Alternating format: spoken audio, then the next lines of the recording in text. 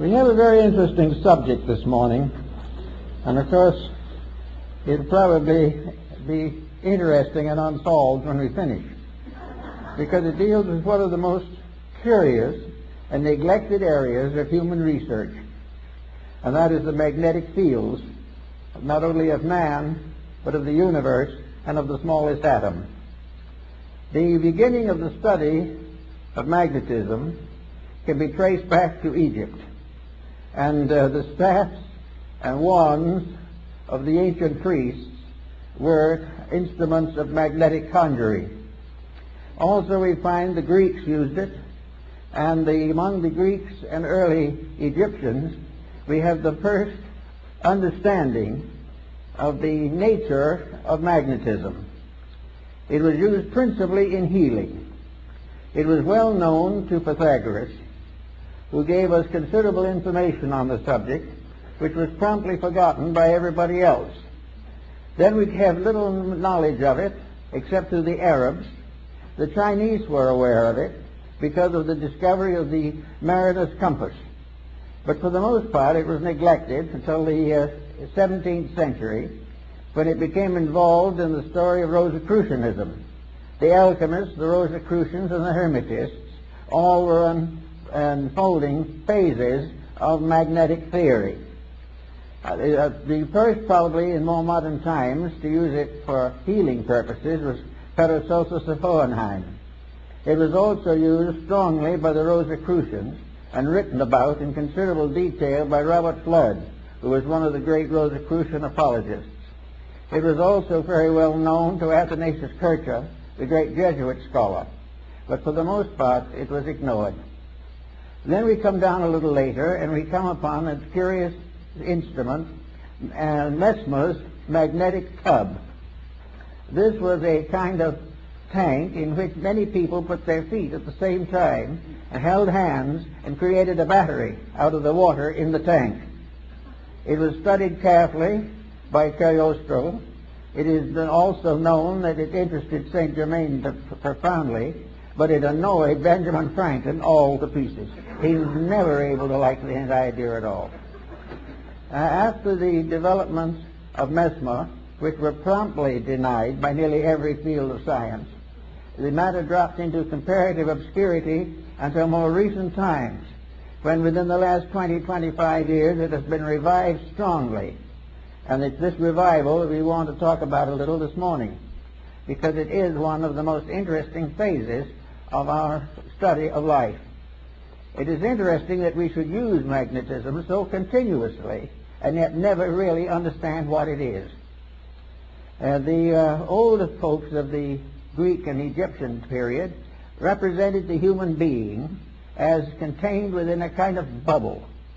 This bubble was referred to also by the physician and who did the human atmosphere studies, Dr. Kilner of the University of Liverpool.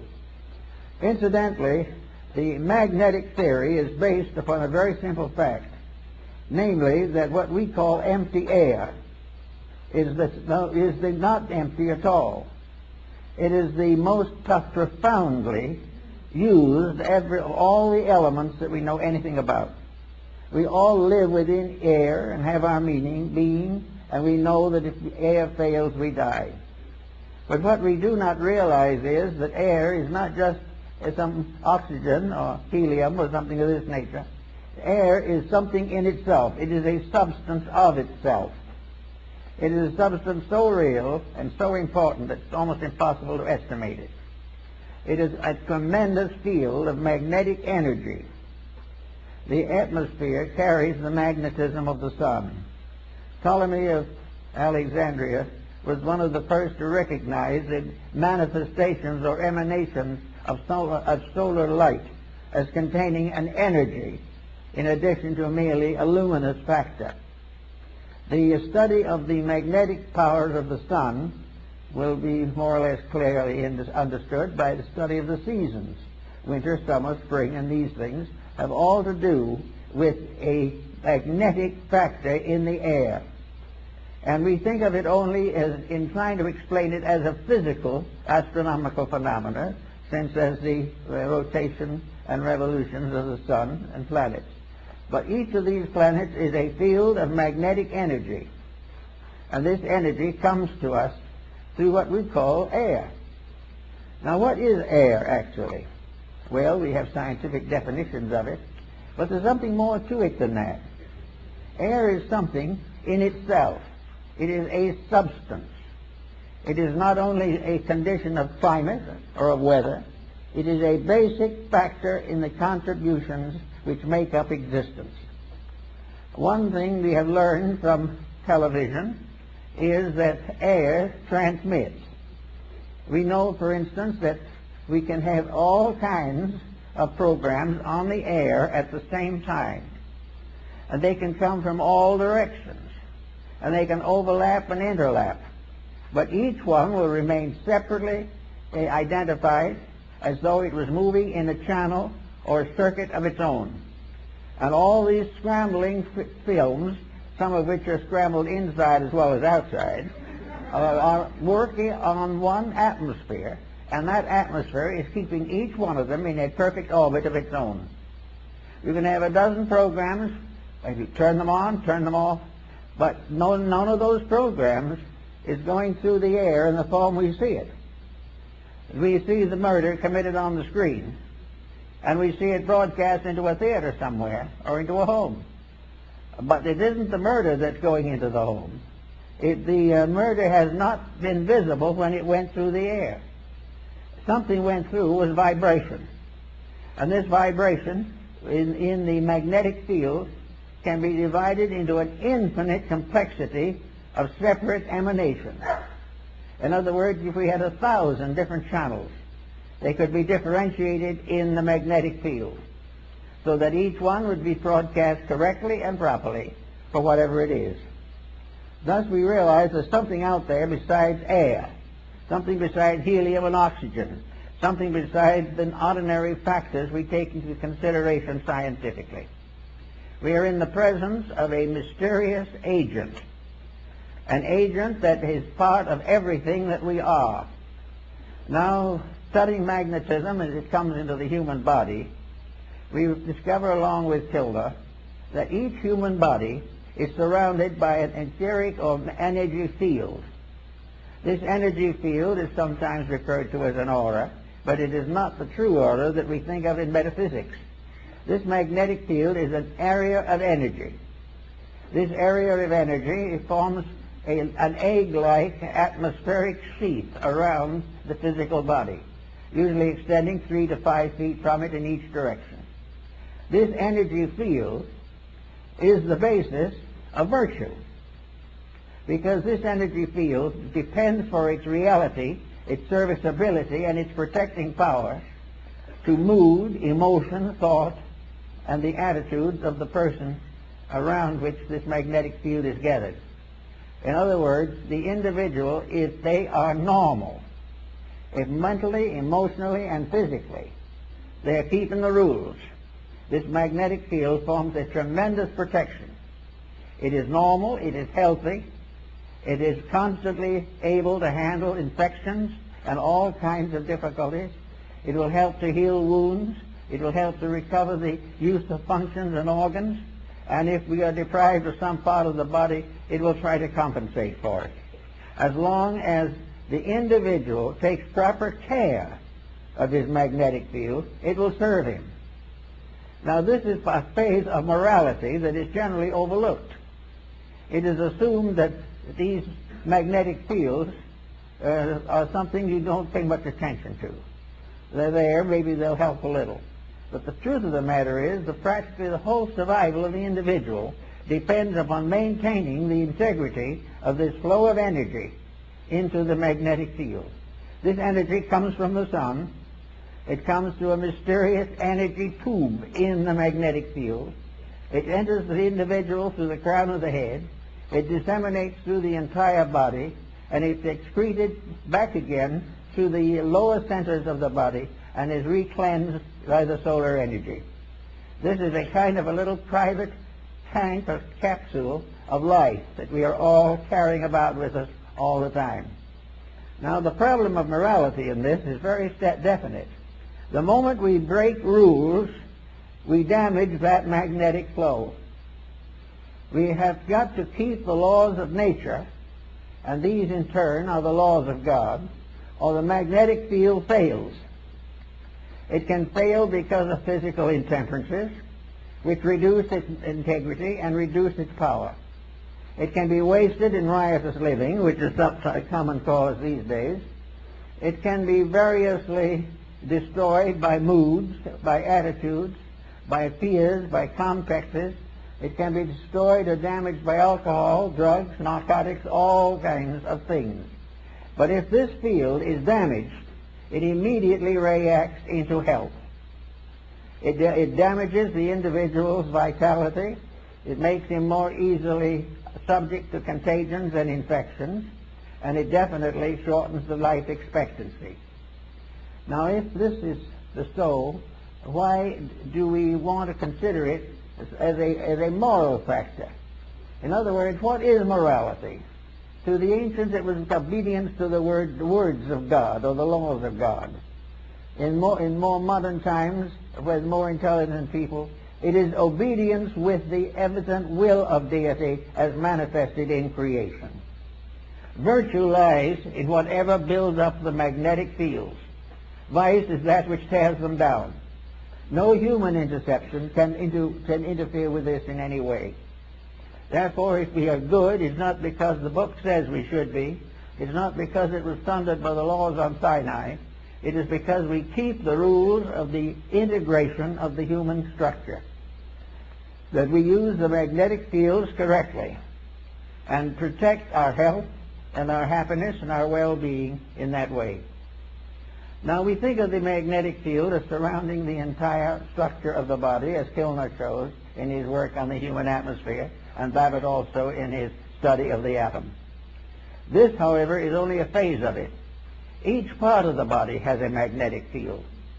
Each unit within the individual has its survival in a unit of energy.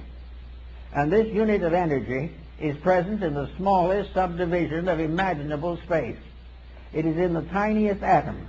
There is no such a thing as a dead particle in the universe. Even if it is killed by something, the very disintegrating process is a symbol of life energy. Therefore, we are confronted with the natural problem of realizing that virtue is to keep the law of the energy field.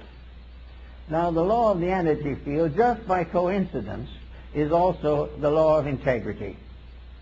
The energy field is what establishes right and wrong. The energy field tells us that to lose our disposition and temper fit is wrong. To use various negative, destructive attitudes is wrong. To compromise the principles of right living is wrong. To think badly, to feel unpleasantly, to be engaged in any action or concept which is contrary to the common good damages the magnetic field and therefore is wrong. Selfishness injures that field. Every vice we know, the breaking of any of the 10 Commandments and a number of other rules results in damage to that field. It has nothing to do with nation. It has nothing to do with the ordinary concepts of codes, because the final code itself is based upon the life principle in each part of the human constitution. So we have each little cell has its own moral responsibilities. The stomach has its own magnetic field. The stomach is not simply an organ. It is an organism. It is a living thing within the human body. The same is true of the heart, the brain, the glandular structure, all the organs, the intestines, all the motor system, the nervous system, the endocrine system. These are all entities. They are entities of magnetic unities. They are part of living organisms which are cooperating together for the common good. To abuse one is to damage all. To neglect one is to neglect all. Each of these organs has its own field in the body, and all these fields together constitute the grand magnetic field that surrounds the complete person. Now we go inside of this for a moment to see what we're dealing with. So we go back to Pythagoras, who was very timely in that. He tells us that in Egypt there was a temple in which therapy was the result of this contemplation of symmetrical geometric solids. In other words, the images of therapy were mathematical cubes, octagons, and various forms, dodecahedrons, each one placed upon a kind of altar or pedestal for the contemplation of the sufferer. All were symmetric geometric solids, perfect and complete in structure. To look upon them was therapeutic, because to look upon them accepted their energy as a reality in our lives. Now, these stone solids apparently were not alive. They only gave the impression of value, but actually they were alive. Every form in nature, natural or artificial, has a magnetic field. From the tiniest atom to the greatest galaxy, the magnetic fields are present, and the rules of each of them must be obeyed. Now, if an individual looking at a geometric solid sees in it a perfect proportion, this realization enters into the subconscious life of the person. The imagery of that solid is sent into the consciousness in the form of a benevolent magnetic center. It means that the individual is seeing a harmony, is seeing something in perfect order and perfect correctness. And in visualizing it, wherever we see perfection, it improves ourselves. Wherever we accept discord as inevitable, it injures ourselves. Everywhere looking around us in nature, we see that all natural things are benevolent.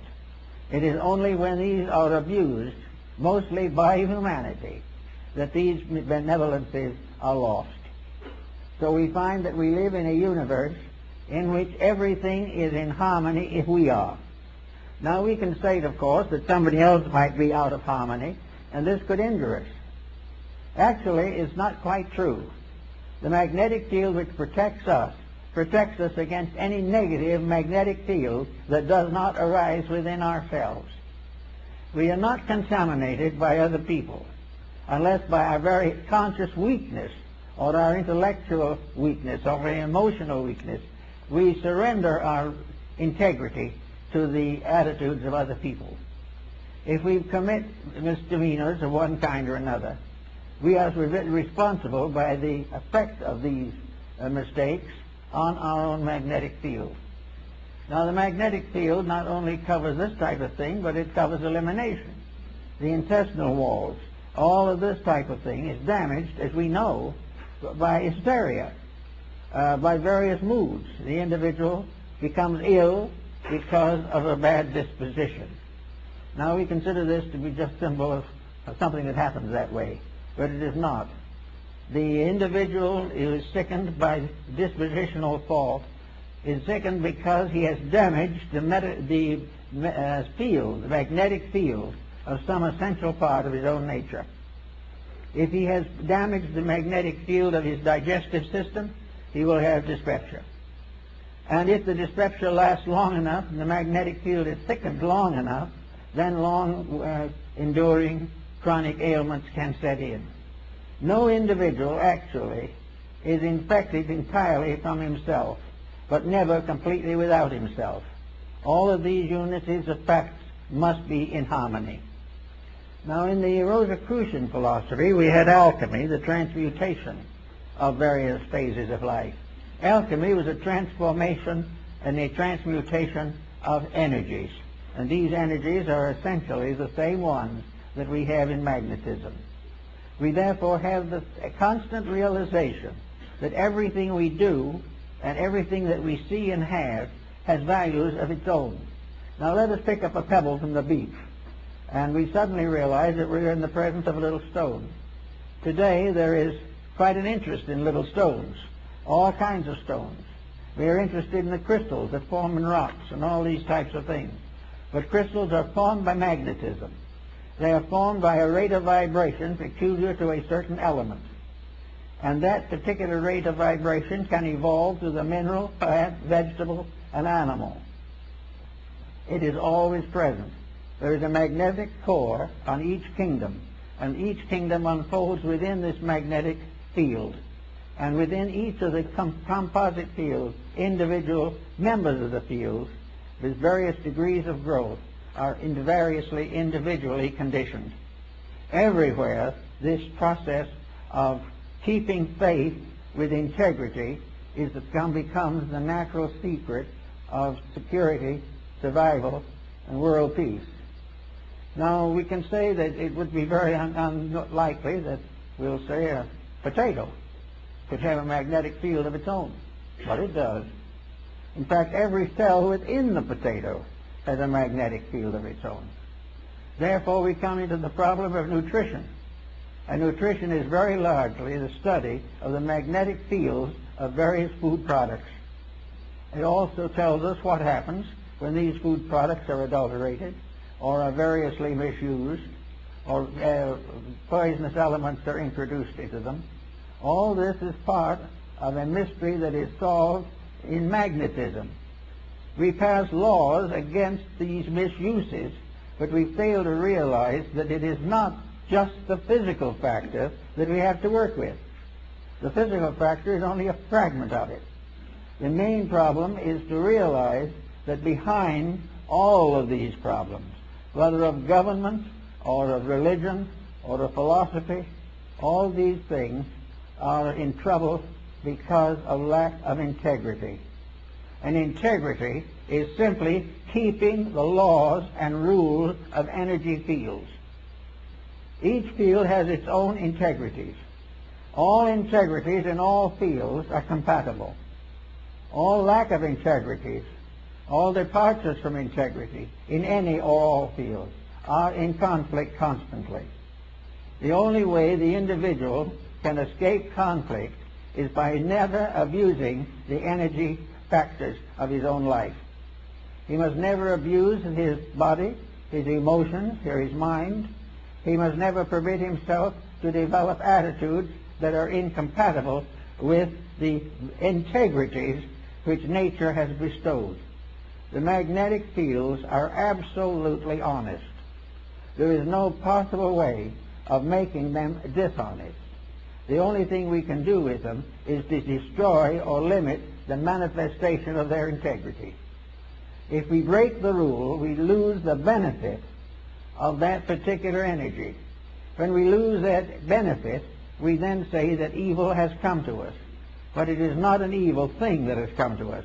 It is the failure of a good thing to be developed and purified and intensified. Now, the elementary fields, the magnetic fields, are also in a state of constant evolution. They're in evolution in the life of the person. The individual may be born on a certain level of magnetic integrity. If he becomes a better person, he strengthens these values in himself, because actually it is all a matter of gradually strengthening the perfection of an energy resource. Now, no one is going to perfect it in one life or 100 lives maybe, but he's going to grow. And the more integrity grows, the more rapidly the individual becomes harmoniously adjusted to the principle of life to which he belongs. In our world at the present time, we're in a sad state in which practically everyone has broken every conceivable rule. We are living day by day trying to live off the profits from our own mistakes, and this is not really profitable. We are not realizing that this has nothing to do primarily with the theology. This has nothing to do with laws of government. This has nothing to do actually with our legal codes. It has to do with the relationship of energy to its proper ends and purposes. We know what it's supposed to be, we know what it's supposed to do, and we know that it isn't accomplishing that. Now, we would say that something we might say as integrity is not a thing. It is something, an attitude. It is an approach to a thing. But this is not really true. Integrity is also a magnetic field. Everything is. Sorrow is a magnetic field. Ocean water is a magnetic field. Everything that has an existence has a magnetic field. It may have one that is not even visible. And the whole of our atmosphere, the whole of the world in which we live, is one mass of magnetic interplays. But as long as these are kept honest, they are all compatible. And a universe in which there was no dishonesty would be free from every infirmity. But it's not possible as yet to achieve to this. But we can achieve to varying degrees of it, and we can exceed and excel the amount we are born with if we decide to stay with it for the duration of our lives. Therefore, we can look around us and see what constitutes a magnetic field. Let us take, for instance, our television industry, which is in very poor shape at the present time. Television is actually using magnetism. It is part of a world of electronics which we consider now to be simply a physical thing. So we say to ourselves, we have all these stations, a great many of them, and they are all broadcasting on various wavelengths. Among others, we have a special station for the police department. We have a special station for the fire department. We have all kinds of internal usages of these mechanisms which we call transmissions. But when we get all through with it, television transmission is a work achieved by energy. There is an energy field, and it is unfolding and developing in a larger energy field. The atmosphere through which these messages pass is itself a great field of life, and it is alive. Space is alive. Space is not merely some atoms alive in a vacuum. Space itself, as a substance and essence, is part of the great magnetism of the sun. Now we have here all these stations broadcasting on their own wavelengths. Now into this magnetic field, which we call the atmosphere, is dumped a conglomerate you wouldn't believe. There's all kinds of things. Not only the conglomerate of the television, but the conglomerate of senates and houses of representatives and various governments, religions pouring their influences into it. This atmosphere, which we can see right through if it isn't for the smog, is continuously being filled with something. And yet, with all that, this thing which we call atmosphere, and is empty, so-called, nothing to see, is able to differentiate those stations so perfectly that what you see here will go through that air, and there's no image going through the air. And it will come out again in another receiving set, proving conclusively that in its entire transmission, perhaps around the world, it was never for one moment deprived of its integrity or its individuality. It was never massed into other things. Now, occasionally we make a mistake and try to put too many things on one channel, but that is up to us. If we do it right, there'll always be a channel. For anything, we want a channel that way. But it will always come through, although it is coming through a medium which we can't see, and at any point along the way, there's no program noticeable, no program possible. But at a proper point, a receiving station can recreate that particular program in all its detail, although it was passed through maybe thousands of miles of so-called empty atmosphere. And all these different channels have never become confused unless we have improperly channeled them. So we have all this proof that there is something out there in space.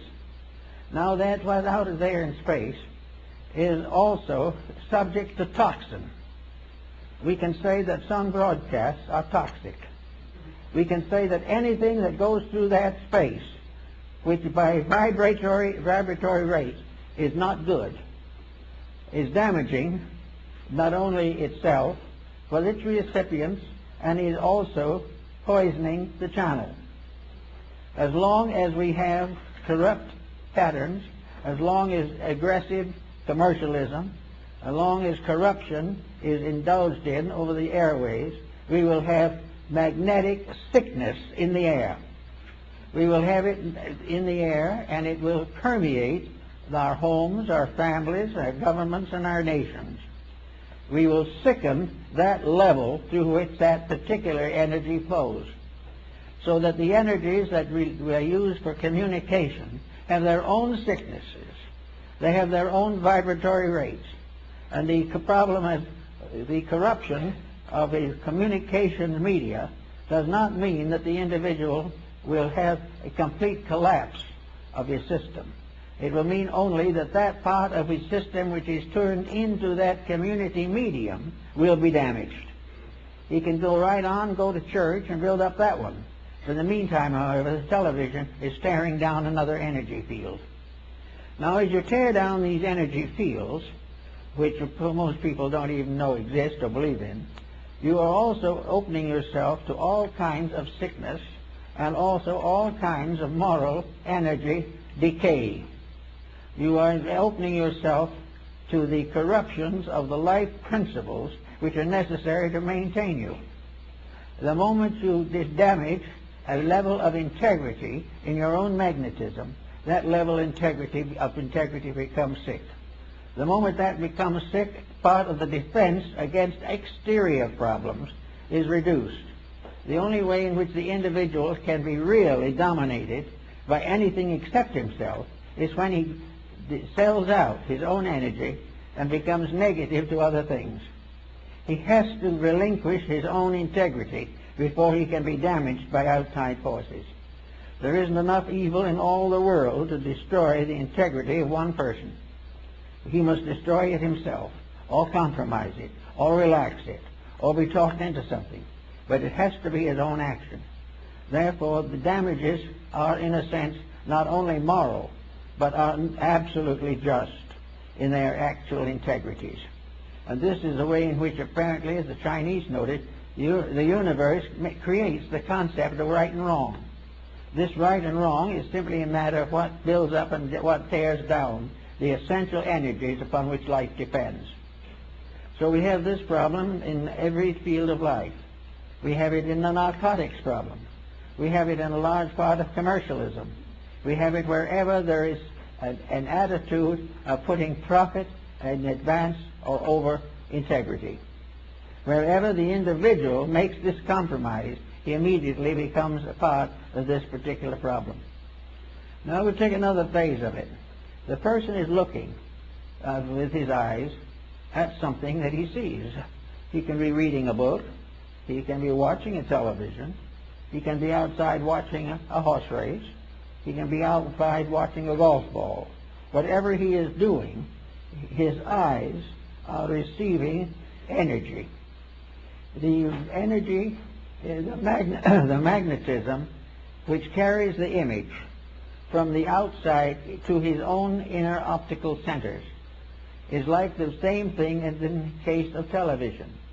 The golf ball definitely does not go in from the golf field into his eye. What goes into his eye is no golf ball, but it is a potential which will immediately be reactivated into the appearance of a golf ball. He will see it because it was changed into an energy formula, received into himself, and then reinterpreted again as what he has seen. And he will have no knowledge of anything except what he saw. Now this is becoming more and more obvious to us as we go further into the study of computers. This is all part of the process of things being changed from what they appear to be to the energy equivalents of themselves, and then restored to their forms in order to be perceptible to our various faculty perceptions. Therefore, again, everything becomes a matter of keeping the energy fields clean. And the only way they can be kept clean is by using them properly. Now, two people watching a golf game may see the same game. One is interested merely in the fact that it is a recreation. The other person may be very competitive, determined to win at all costs, and perfectly willing to cheat a little if it can win quicker. In the first place, the energy is perfectly okay. The vibrations are normal. But in the second, ulterior motives have entered into the playing of the game. And this is something that is troubling us throughout the sports world at the present time. Practically every sport has been commercialized. And by commercialization, we simply mean that it is no longer a sport, but a means of profit to some and loss to others. The moment this happens, the magnetic field is tainted. And from that time on, everyone who takes on the negative attitude damages himself. Now, 99 people may take it on and damage themselves, but 100th person who does not take it on does not damage themselves, simply because the others do. The idea that damage is contagious or actually infectious is only true if the individual who is the recipient is basically inconsistent with integrity themselves.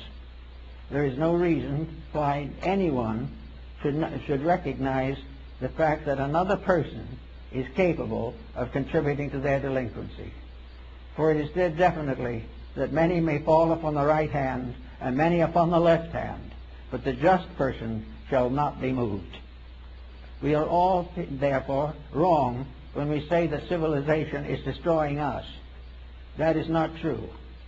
What is destroying us is our acceptance into our own inner life of the shortcomings and mistakes that we associate with civilization.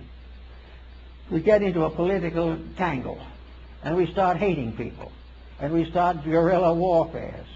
And guerrilla warfare is simply another negative use of energy. All of the energy of life has to be used properly. The moment it is abused, it becomes dangerous.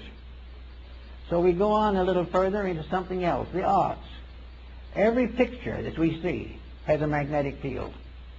The fact that it apparently is a work of art on canvas or carved in wood and stone does not affect the fact that any form, every form that is integrated is alive. And every form that is alive because of factors brought together in a certain specific pattern.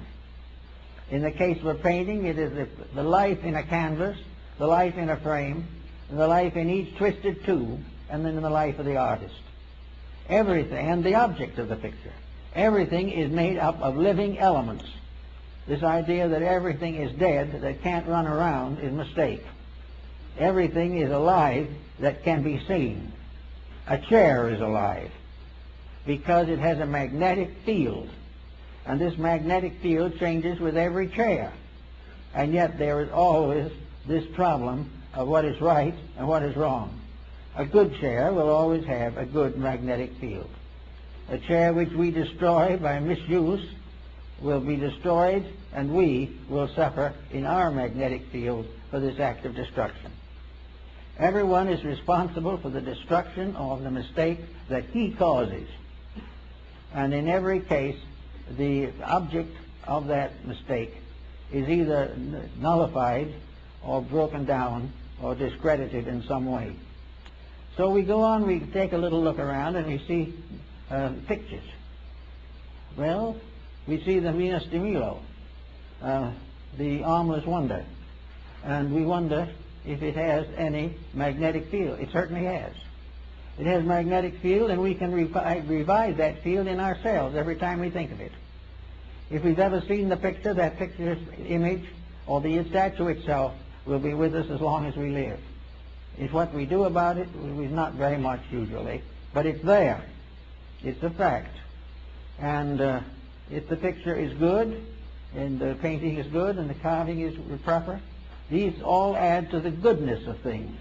If an artist, however, starts a career of corrupt art, he is damaging his own magnetic field, and he is damaging the magnetic field of those who approve of what he has done and accept it. That is the reason why the censorship of integrity is important to art, music, and every other field, because it is part of the inevitable laws of life. Incidentally, therefore, where we find hard rock and these things which are becoming dangerous, our doctors tell us they are dangerous, our neurologists tell us they are dangerous, and all that, but no one has really managed to think why, except noise is unpleasant, or noise is dangerous to small children. The real damage is to the magnetic fields. The magnetic field of the small child can be so badly damaged that it can never really recover. Because if it happens before it has the age of consent, before it reaches up to the point where it chooses its own life, it has to be dependent upon someone. And the person upon whom it is dependent is also damaged if they do not demand integrity. Wherever the integrity is damaged, the one who causes the damage is the primary one who must pay. And if the individual causes his own damage, then he is the one that must pay for it. But the damage is not in the building or in the rock or in the stone. It is in the magnetic field. It is in that part of ourselves which we depend upon to maintain our various integrities. Today, neurosis and other emotional ailments are very frequent, and we have to give considerable thought, therefore, to the causes of these things. We look around us and we see a generation which has lost all sense of value because it doesn't even believe in value. It also has been corrupted by the example of a previous generation that has torn down most of the ideals and dreams with which the civilization has been built. The only way we can really get to this would be through a reorganization of our science of energies. We would have to have a full and scientific study of all of the energy fields that are involved in human life. We would have to therefore come to the conclusion that there is no problem in which these fields can be evaded. And as these fields are all essentially right, and the diversion of this to something else is wrong, we then have the basic value of virtue, the basic value of doing it right in the first place, or what we might call a reformation. A reformation is nothing but a reform of the use of available energy. Everything is energy. Atomic bombs are energy. The oil spill in Alaska is energy, waste energy, and abusive energy. All these things. And they all arise from something being wrong in the integrities of life. We have compromised principle by going away from the energy values. So we go back to the individual now, and we find him standing in the midst of his own magnetic field, with his structure protected by the constant radiating force of outflowing energy, an outflowing energy that vitalizes everything from the center outward and nourishes the solar system, which is the human body, from the level of the sun, as in astronomy. The ancient astrologers believed that these energy fields originated in man himself, and that the source of all the energy fields in the human body is the heart, that this is the thing from which all else radiates. Therefore, the most dangerous of all corruption is the abuse of love, abuse of friendship, abuse of integrities, abuse of fidelities, and abuse of those things of benevolence, mercy, and compassion which are associated with the heart. As those energies remain firm, the heart radiating out to the circumference of the magnetic field of the body is completely protective. It would be practically impossible for anything to damage it in the area where it is functioning properly. There may be other functions which is not yet perfected, but if the individual is basically honorable, he will be able to perfect these without too much trouble. Actually, however, if these energies are wrong, if the individual begins to hate somebody, or an individual breaks a friendship from selfishness, or an individual breaks his friendship for advantage or gain, for physical or economic gain, immediately this defense is down. The individual who cheats has lowered his defenses against being cheated in his own turn. Everything, if he does an evil, he opens the way for an evil to be done to him, because he has destroyed the magnetic defenses. Now, you can't say where those defenses are or what exactly you understand them, but they are invisible, but they are very real. They are real, and they represent an actual flow of energy. Now, in the Middle Ages, we had magic come into this too, and we realized something that's seemingly coming back to us today, namely that inanimate objects have magnetic fields. Therefore, stones, trees, everything we can think of is subject to magnetic existence. And these magnetic existences are radiant. They convey meaning and value in all directions. Therefore, we know why Paracelsus made such a point of certain talismans and things of that nature, because he believed that they had to do with the magnetic field. He was the one, probably, who first made the use of dew in an effort to gather certain magnetic values from it. He lived in Switzerland, where the dew is very heavy, and he put glass plates out on little stands, and on these glass plates at night, under certain positions of the planets and the moon, he gathered the dew, impregnated with the vibrations of the planetary positions at the time of the exposure. These materials he bottled and labeled exactly as he would an ordinary medication. And he gave these to the sick when an ailment arose that required this type of medication. He therefore developed something that was almost the same as a very high degree of homeopathy, where natural remedies derived directly from nature without conditioning of any kind were suitable to correct certain difficulties which might arise from the depletion of natural resources. This is the same as almost every other phase of life. Religion, for example. Every building, every church is a living entity. Every bank is a living entity. Every war office is a living entity. These things are not merely buildings. They are embodiments of attitudes. Everything is alive with the quality for which it was created. The war office is tied to war.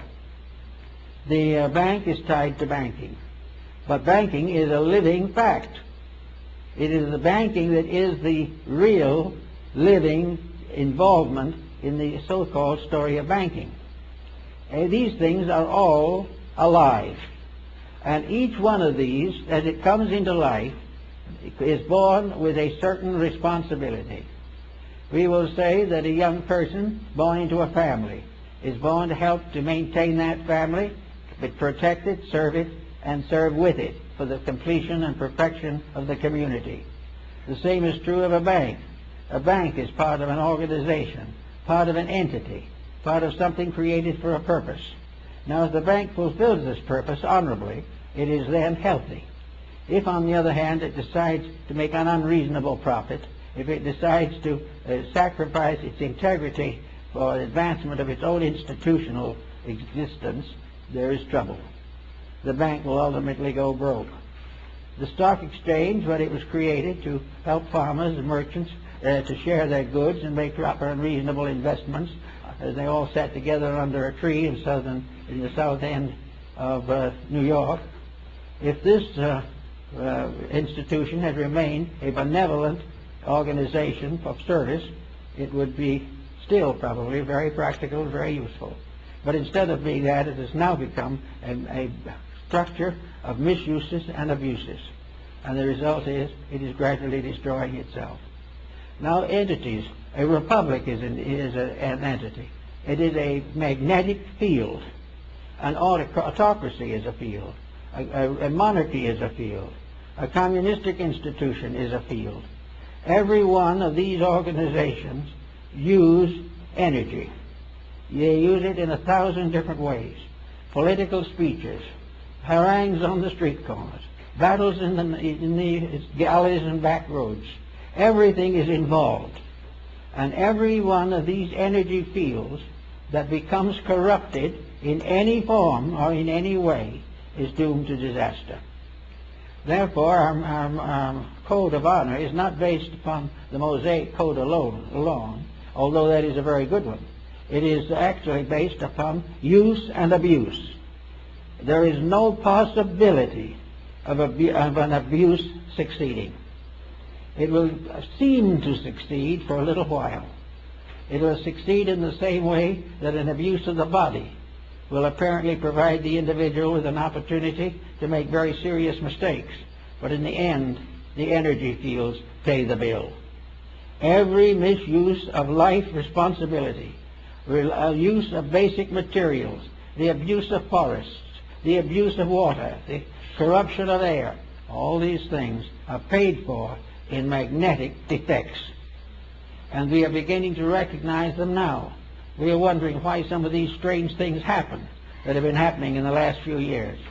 Nuclear fission is a great tragedy, not because it simply offends the peace-loving human being, but because it is a misuse, a violent corruption of energy. It is the use of a divine power to injure other people. Therefore, that which lives by the sword must perish by the sword. So our whole morality is a matter of life energies. It is a matter of gradually bringing all our intemperances into patterns of usefulness and creativeness and constructiveness. It is the gradual victory of friendship over animosity. It takes the stranger out of existence and puts the friend in its place. Everything is part of working towards a harmonious balance of the natural resources of the solar power. Everything can be used to advance the common good, but everything that is used to destroy will be destroyed by its own destructiveness within itself. Now another phase of that is now coming into focus very strongly in the problem of general reformation in human relationships. We have today a problem of marriage, divorce, adoption of children, all these different moral issues. Now we're going to have to finally settle down, and every person will have to decide whether he is going to fulfill his own purposes or whether he is going to obey the laws of nature. If he obeys the laws of nature and understands them, things will be solved. If he keeps on doing as he pleases with no consideration for values or for the rights and purposes of nature, he will be in trouble. Everywhere it is energy that must be properly used. Now we have now considerable emphasis upon the creation of new energy symbols, and this is more or less an interesting phase of our problem. The ancients used all kinds of symbolic designs to indicate energy. They had their pentacles and their signs and their symbols and their images, and in metaphysical thinking and philosophical thinking there was a great emphasis upon meditation and the mantras and mudras of the esoteric doctrine. These are very important. But now comes the question. Meditation is a mood for the distribution of energy. The power of meditation has to do with the use of magnetic energy. Therefore, the problem of meditation is very simple. You say to yourself, I want to develop a higher grade or higher level of integrity. Therefore, through meditation and the dedication to the highest principles that I know, I will achieve a great improvement in character. Now, this is very good, proper. It's been followed by sadhus and hermits for ages. It has been followed by early Christian monks for nearly 2,000 years. Therefore, there's nothing wrong in meditation. But someone, out of the smartness of something, decided that by meditation he could also accomplish a certain amount of selfish fortune for himself. I know one individual who taught high disciplines for the sake of improving socially, making a wealthy marriage, increasing in business, dominating other people, and was doing very well with it. One day I got a telephone call from the local hospital. This individual was sick. So he went down. I said, well, what seems to be the trouble? It was a woman. She was in tears.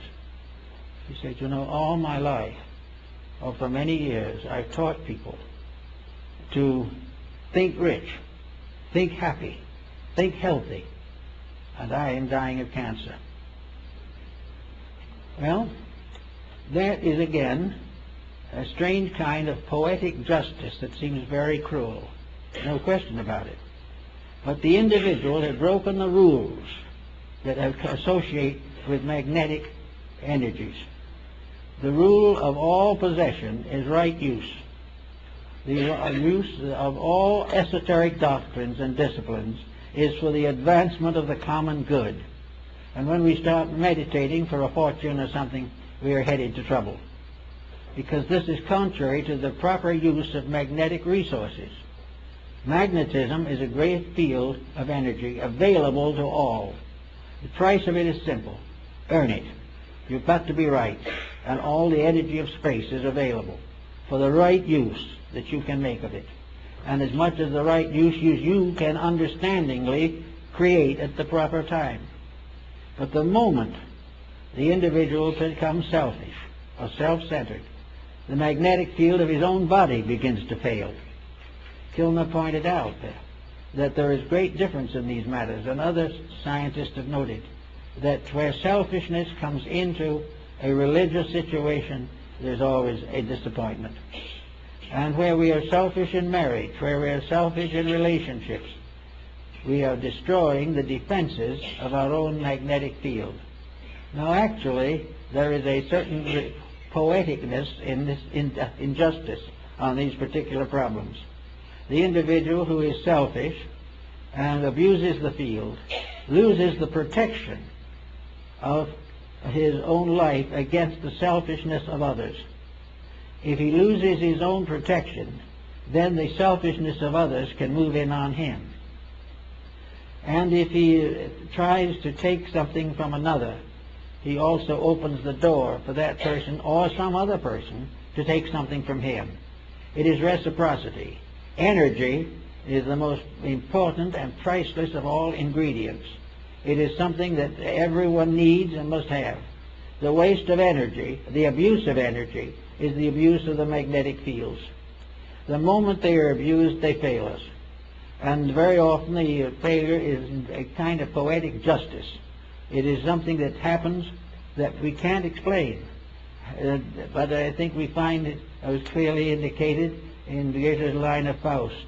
It says, how closely fate is linked to virtue, doth never to the fool occur. Had he the wise man's stone, I swear it, the stone had no philosopher. Wherever we have skill, we have knowledge, we have unusual abilities, we have been given good educations, we have been perhaps by good parents advanced in as much morality as possible, and then we go out and immediately sacrifice all that we have gained or has been helped to, we have been helped to have on our own personal selfishness. That means no wise man's stone for us. That means that we will not be able to succeed because we have, in a treasonable manner, perverted that which was our constructive birthright. So we're here today as part of a world of selfish people. We're here today with everybody trying to get theirs before somebody else takes it away from them.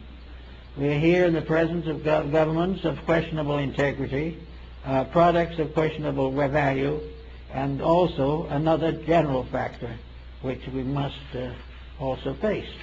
And that is, we are now nearly 5.5, almost 6 billion disillusioned people. We have not much faith in anything. Every day the newspaper helps us to lose what honesty and faith we might have. We can become finally convinced that we live in a completely corrupt world. Therefore we are bewildered, we are intimidated, we are worried, and very often just simply give up and follow the line of least resistance and go down with the rest. Now this isn't really the way it was intended to be. Actually, the bad news that we have has nothing to do with us unless we're part of the bad program. Now you might say, well, it's nicer to imagine a world in which we could all work together. There's no doubt about it. They're much better. But until such time, the individual who is trying to be right has got to be careful that he is not infected by a common disillusionment. He cannot afford to say everything is wrong and mean it. He's got to hold inside of himself a realization that principle is the basic value, and that regardless of what happens in the world, he cannot lose sight of protecting his own energy resources, because it might just so happen that he could be one of those who could help to change the course of history. In other words, disillusionment, despair, discouragement, bitterness, anger, frustration, all of these do nothing to the person against whom they are turned, but they do everything to the individual who uses them. Therefore, no matter what we read in the paper, no matter what comes to us over the radio or in television, the individual must retain within himself the realization that there is a great good behind everything, and that that great good will succeed, and that this magnetic field we're talking about, which extends not only through this solar system but through the entire galaxy, decrees within itself by its own immutable process that evil can never win. We must go through certain travail in connection with it. We have to finally learn to our own satisfaction that we can't do it badly and be well off. But until such time, values never change. Never will we be punished for what somebody else does. Never will we be rewarded for the virtues of others. We must achieve these things ourselves through our own efforts, through our own integrities, and through our own dedications. And all of this is added up in a mysterious bank account which is called energy or magnetic resource. It is there to serve us. It is there to serve the individual who does wrong. But if the individual does wrong, the service collapses, and the individual who does wrong finally finds the energy turns back upon himself, and the corruption continues. We must keep this center of consciousness within ourselves in a condition of correctness. In Buddhism, the heart is called the Saptapana, the house or temple with 7 rooms. It is within this temple, as Buddha points out, that the great initiation against the hindrances has to be performed. The individual has to be initiated in his own heart. He must accept as a fact that his own integrity is his only strength, and also that his own honesty is his only wealth. All else is some kind of a delusion which will ultimately turn back and whip him. So in the quietude and peace of the realization of the immutability of good, the inevitability of right over wrong, the endless and continuous process of redemption going through every area of nature, all things in due time will come back into the peace which they sacrificed when they tried to put self as an individual above universal reality. We should have, I don't see how we have gotten into the state we've gotten into, really. Of course, I do know, but I'm not mentioning it. The real fact of the matter is that as we look around us, there's every reason to know that we live in a beautiful world. We live in a tremendous sphere. And we are already beginning to realize that we're destroying it ourselves. It is not some vast cosmic power that says we have to be selfish or that puts a profit against principle. These things don't exist in nature. We know that with moderation, with integrity and dedication, we could all live in peace and another 5 billion could live with us. But the way we are doing, we are sacrificing everything for a bowl of pottage. And if we continue to do this, the energy resources will be reduced. We are worried now about changes taking place in the atmosphere, that the overload that we are throwing against our natural resources is beginning to endanger us. Now we can go under our own skin and see that the same thing is happening inside of us. The overloading of our body with the problems and processes of modern living obviously is going to result in destitution and death. We cannot afford to waste the magnetic field of the body or destroy it any more than we can afford to destroy the one of the earth. If we're going to run out of petroleum someday, we're also going to run out of the ability to recuperate from ailments if we dispose of and waste our recuperative power. The magnetism which helps digestion can be destroyed, wasted by corruption. When we take into ourselves dangerous foods, dangerous attitudes, or when we eat with a dangerous mood, we are endangering ourselves. And when the world does these things, the world endangers itself. And we will not be the first civilization, as I said in India, the great mother of the earth. has cast many civilizations from her back. Everything that goes beyond a certain point is destroyed because it breaks up its relation with its energy supply. It no longer is fed primarily by magnetism, because it's magnetism in the food that feeds us, it's magnetism in the air that we breathe, it's magnetism in the earth that grows our vegetables, and it is magnetism in our souls that makes us hope for good. All the things we want, all the things we believe in, are energy dependent. And the use of energy is the most important thing. Why we go on year after year making all kinds of efforts to feel better, be better, or think better, and overlook the one fact that everything that we think and feel and believe depends upon a life principle, an energy resource, a magnetism of the earth itself, and that while this is destroyed or while this is abused, we will have the earth becoming more and more sterile. We have air no longer fit to believe. We will find the energies we have wasted lost to us forever. All these things require just one new concept, and that is that religion is basically the proper use of resource. It is to use the privileges that we have been given for the greater good of all of us. We have been made gardeners in a beautiful garden, and we've let it go to weed. We have been given a beautiful planet, and we've subdivided it and sold it for profits. The original purpose was that we should become a wonderful group of human beings working together for the good of each other and the glory of the universe. We are being prepared for a bigger job than we have, but we are flunking the examination at the present moment. We are not doing what we should do. Everything that comes along is measured in profit. Everything that comes along is measured in freedom from responsibility, when energy is something that we must be responsible for, or we will waste it forever, or as long as we can. By the time forever comes, there won't be much energy left. But all this is a lesson in the morality of values. It is a lesson in the fact that we are the keepers in a garden. We are the gardeners in the garden of Allah, as the Muslim calls it. This is a beautiful garden that has been given to us, and we're letting it go to weed.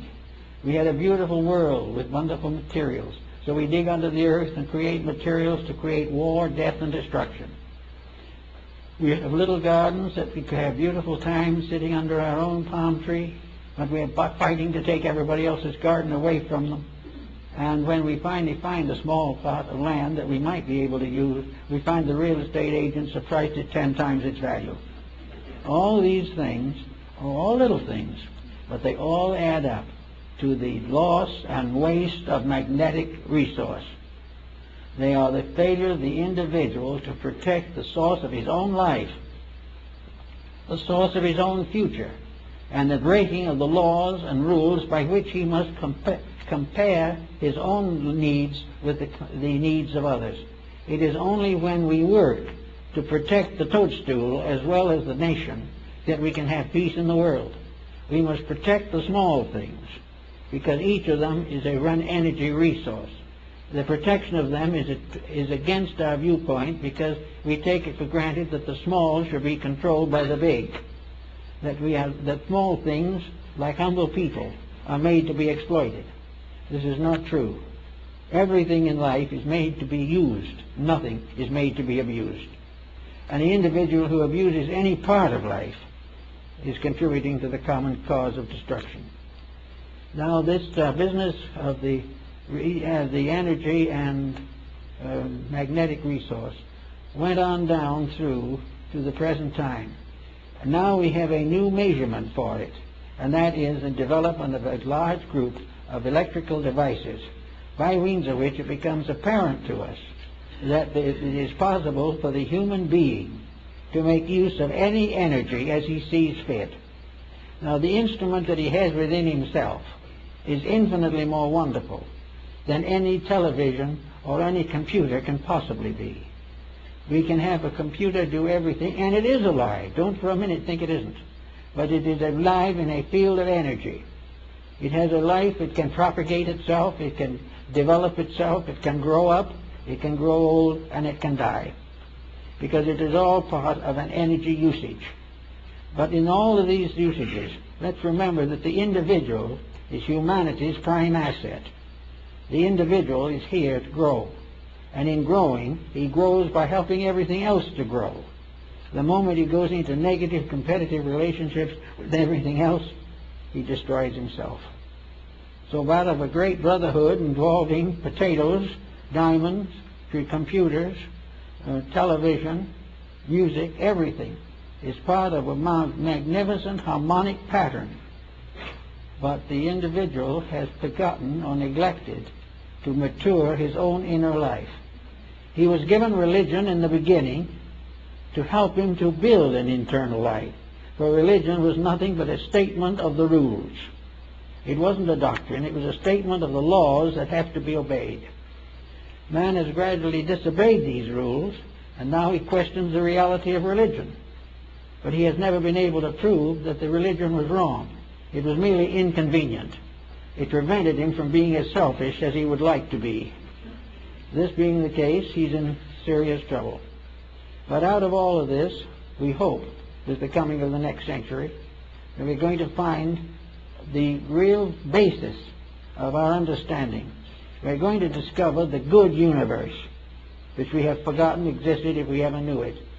We're going to suddenly realize that galaxies and stars and systems in space are not just simply something out there to provide us with energy to run motors with, or that we're going to solve all the problems of nature if we get a photograph of ourselves standing on Mars. This has nothing to do with it. We're living in a great, beautiful world of cooperating forces, filled with things that want to get together and work together for the common good. And all we can do is make games out of them, silly games, games in which we think we're conquering everything by putting something in orbit. That's not at all true. And what really we are looking for is to realize that we conquer or we win or we achieve our goal when we put ourselves in orbit, when we get back again into the rules of the game of life, serve it as it should be served, love as it should be loved, admire the good, protect it, and slowly and quietly outgrow everything that is less. If we can do that, then these resources, these magnetic fields, will supply us with all the energy the world needs for millions of years. It will not be the loss of the energy, but it will be that if we do not make these corrections, we will not be able to draw the energy to ourselves, and that which cuts itself off from life is the dead branch that is cast back into the fire. So out of an understanding of energy and magnetic resources, we go a long way toward solving the present problems. That's it.